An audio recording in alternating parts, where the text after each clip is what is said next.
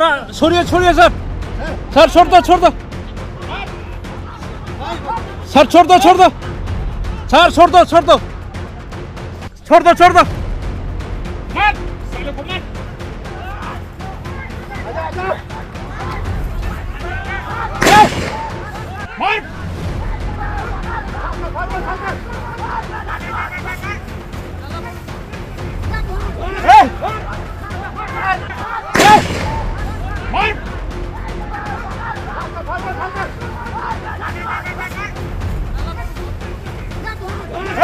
নমস্কার, এই মুহূর্তের গুরুত্বপূর্ণ সংবাদ। সিমনা বিধানসভার পূর্ব সিমনা এডিসি ভিলেজের কাঠাছড়া গ্রামে সরকারি খাস জমিতে গজে ওঠা গাঁজা বাগান ধ্বংসে অভিযানের নামে সিদাই ও সুন্দরটিলা থানার আরক্ষা কর্মীরা।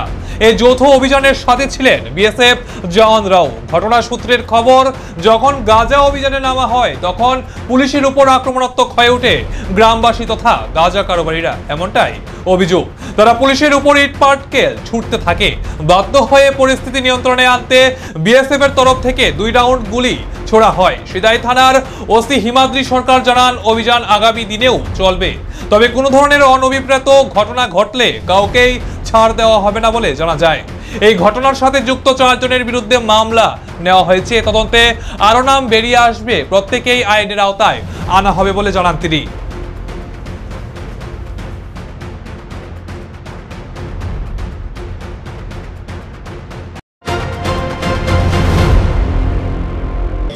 আজকে একটা খবরের ভিত্তিতে আমরা পূর্ব সিমনা এলাকার কাটাছড়া এলাকাতে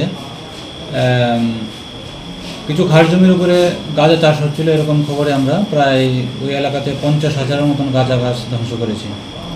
আমাদের অপারেশনের শেষ দিকে তো কিছু স্থানীয় লোক, এখানকার ট্রাইবস এবং নন ট্রাইবস উভয় অংশের মানুষ এসে পুলিশের কাজে বাধাদান করছিল।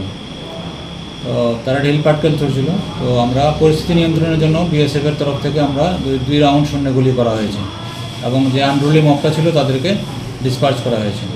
তো এই ব্যাপারে যারা অভিযুক্ত ছিল তাদের বিরুদ্ধে আমরা একটা কেসও রেজিস্টার করেছি সিদাই থানাতে, এবং নামধাম দিয়ে আমরা কেস রেজিস্টার করেছি। তাদের বিরুদ্ধে যথাযথ আইনানুগ ব্যবস্থা নেওয়া হবে।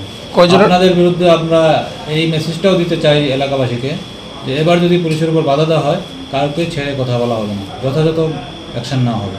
আচ্ছা, যাদের বিরুদ্ধে মামলা হয়েছে কয়জনের বিরুদ্ধে মোটামুটি? আমরা আপাতত 4-5 জনের নাম যেগুলি পেয়েছি তাদের বিরুদ্ধে মামলা নিয়েছি। বাকি তদন্তে আরও সব নাম বেরিয়ে আসবে। নামগুলি কি বলবেন নাকি তদন্তের স্বার্থে? এখন আমরা বলছি না, ইনভেস্টিগেশনের স্বার্থে।